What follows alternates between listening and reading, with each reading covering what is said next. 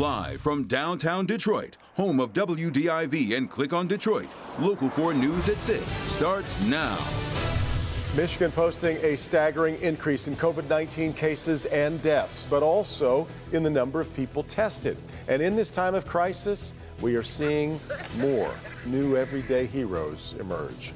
Glad you're with us for Local 4 News at 6. It has become a sobering daily ritual, taking stock of this spread of the virus. And Michigan is reporting more than 1,700 new cases, bringing the total to more than 9,300. We've lost another 78 people, putting the death toll in our state at 337. Now, we should point out that nearly 30,000 people have now been tested across the state. A terrible milestone for the United States. There are now more than 200,000 cases of COVID-19 and more than 4,300 deaths nationwide. Governor Whitmer today formally declared a state of disaster in Michigan, which amounts to a 70-day extension of our state of emergency. We are expecting the governor to make an announcement tomorrow about what happens with the rest of the school year. Detroit Mayor Duggan confirmed the rapid test kits for first responders have arrived in the city, and Detroit will be the first city in the nation to put them into use. And in his daily briefing, Mayor Duggan also said most Detroiters are taking the stay-home order seriously, but there are some areas where peer pressure might be needed. Probably the one thing that bothers me are the lines with the lotto tickets, and we got to find a way for people not to be so clustered together. But I'm all over this city, and I see the vast majority of people in this city are strongly complying, and I'm hearing anecdotes when groups are gathering that neighbors are coming out and saying don't do that, and that's when we'll really be effective. Meantime, people who have tested positive for COVID-19 and survived it are providing some very valuable insight. One Detroit man had an especially severe case of it, spent days in the hospital, and he's got a message for everyone, which he shared with our Victor Williams. Well, this guy is a truck driver, and he tells me that what he had to deal with was absolutely horrible, and he just doesn't want anyone else to have to go through the exact same thing.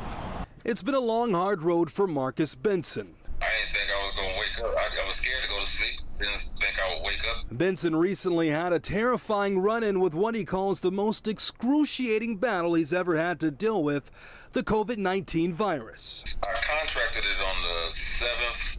I went to a party, which normally I don't do. I don't go out to clubs and stuff like that, but it was a close friend of mine party. For several days, the truck driver had to undergo treatment at Beaumont Hospital.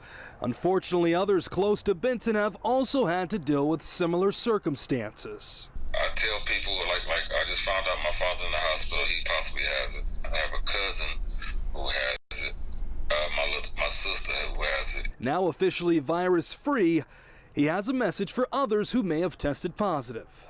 That if you have this, limit your talking. I mean, I know you got to handle business and stuff during the daytime, but just explain yourself to everybody. Cut that out. Just text me if you want to. Reporting this evening, Victor Williams, Local 4. We are starting to get, as more people recover from it and kind of get their thoughts and stories together, we are starting to understand more about what it's like to go through it. Now, there is a lot of information and unfortunately misinformation on the coronavirus right now. Our Dr. Frank McGeorge is here this evening with the Trust Index on something you may have heard about blood type and susceptibility to the coronavirus. All right, Doc, clear things up for us. Well, here's the deal. The story circulating about blood types and COVID-19 risk is a perfect example of so many things that are an issue with the overwhelming amount and flow of information that we're dealing with. This does, in fact, come from a real research paper, but it was pulled from a website that made it available before it went through any scientific review. The headline being circulated is that blood type A makes you more susceptible to coronavirus. First, let's look at the source. The paper is from a pre-publication website, which means it hasn't been fully peer-reviewed, vetted, or published in a medical journal, making the information very preliminary. Next, let's look at the actual data in the paper. The subjects were people admitted to 3 hospitals with COVID-19 in China. That's important because if the data is true, it only applies to COVID-19 patients who require admission, and it doesn't say anything about your chances of generally becoming infected regardless of your blood type. Now finally, let's look at the actual conclusion. There were a higher proportion of admitted individuals with type A blood than other blood types. They also found a lower proportion of admitted people with type O blood. Now, does that really mean you are at some special risk if you are type A compared to type O and you should be more careful? No, it doesn't. This study cannot be used to draw that type of conclusion.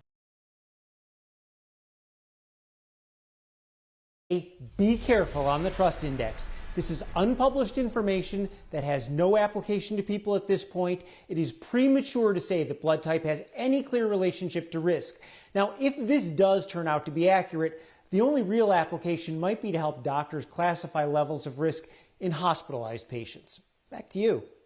Always important to know your source. It absolutely is, but we would hope that no one would feel like they could be more risky because they didn't feel like their blood type was necessarily at risk. That would be really tough, yeah. All right, Doc, thanks for keeping... Exactly. Yeah, exactly right. We'll keep bringing your questions to our Dr. Frank McGeorge. Meantime, it can be very challenging to find a way to help others when you can't even get near them. One woman in Flat Rock found her way. It wasn't cheap, but as Sean Lay shows us, it's going to help protect healthcare workers. What a conversation we just had with Jennifer Ruffner Modi from Flat Rock. She lost her uncle to coronavirus in mid-March, and what she's doing now in his honor might just blow you away. So there's 2,000 gloves in this box. Jennifer Ruffner Modi is giving us a tour of the 47,000 medical gloves that are in the back of her pickup. She is a home health care provider. One pair of gloves could mean life or death for somebody that's on the front lines. And yesterday, she actually emptied out her bank account. I didn't mean to. I was in such a panic to get to these gloves. An empty account to go along with her big, full heart, an amazing laugh. Jennifer is already getting the gloves she bought on the hands of professionals fighting coronavirus. She found the gloves on Facebook Marketplace and drove to Dearborn to buy the gloves, hoping the post was real. Now listen to this. I'm a CPL carrier, so I just took my guns with me and my money, and just prayed all the way out there that it was going to be real, and it was. But also very real, the loss of her uncle, Eric Dubke, to coronavirus. She calls COVID-19 an invisible monster that we all have to fight, and Jennifer Ruffner Modi is going to keep fighting and keep giving in honor of her uncle. And so I'm going in the line of fire, and I'm making sure that people are getting what they need, because I love people. I love people. Now already Jennifer has handed out cases of these gloves to police and EMS in her area. Hospitals are next. As you can see, she can still laugh through all of her family's pain. Sean Lay, Local 4. I'm continue to be amazed every single story we do like Every this. day. I mean, it's Every just day. amazing. It's exactly right. Your normal trip to the supermarket likely looks pretty different now. Stores are taking action to try to protect you. Some are hiring more staff so that they can keep items in stock. However, you've probably noticed some staples are very hard to find. Consumer investigator Hank Winchester shows us restocking is itself a full-time job. Demand, as you would expect, incredibly high, and supplies, especially regarding some products, well, they're incredibly low. Stores are working around the clock to restock, but it's hard to keep up. At this Target store in Troy today, if you need almost any paper product, you're out of luck. Toilet paper, Kleenex, paper towel, the store shelves are bare. However, here's the good news. Fresh fruit here and food are plentiful. At the nearby Kroger, bread supplies are low, and the pasta aisle, well, it has been picked over. However, there are plenty of options when it comes to chicken, beef, fish, fresh fruit. This store is fully stocked. Also in the Kroger, you will notice social distancing being taken very seriously. There's signage on the floor reminding you to stay a safe distance apart from other shoppers. And cashiers have protective barriers up to separate you from them. Many stores focused on restocking. Kroger, for example, now hiring 2,000 new employees, some of whom will be working to restock those staples. Target working around the clock to keep store shelves filled, and like many retailers, encouraging curbside pickup. Target and Walmart also dedicating hours for seniors only. These are typically in the morning, and the hours and information posted on the retailers' websites. And on the Help Me Hank resource guide at clickondetroit.com, I have more information about which stores are open, which are closed, and also the special hours for seniors that are available at different locations around Metro Detroit. I'm Hank Winchester. Help Me Hank.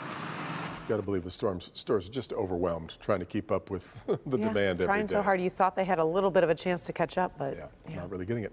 From hospital preparedness to unemployment benefits to the school closures, tomorrow night at 7 p.m., the governor and other leaders will be answering your questions on every aspect of the coronavirus pandemic. A live town hall meeting made possible by a very unique partnership between the Detroit television stations. I'll be joined by Huel Perkins and Carolyn Clifford and Governor Whitmer for this unprecedented event that affects all of us. Submit your questions for the governor on clickondetroit.com. We've got a link to do that right there on the home page, and then watch the governor's town hall live tomorrow night at 7 on Local 4, and we'll stream it on clickondetroit.com. In other news this evening, State Senator Peter Lucido has filed paperwork to run for Macomb County prosecutor. Eric Smith stepped down from that position this week, facing charges of corruption. Lucido has represented Macomb County as a Republican state legislator since 2015.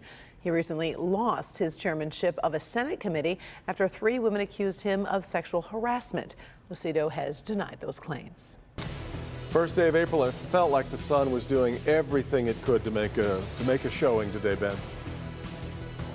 Yeah, some parts of the area, Karen and Devin, did see a few breaks of sun, but tomorrow we're going to see a whole lot more of El Sol. And we'll tell you where temperatures go starting tomorrow through the weekend coming up. All right, Ben, and next, he can't be in the classroom, so this local teacher is spending a lot of his time in his garage, making something very important in this crisis.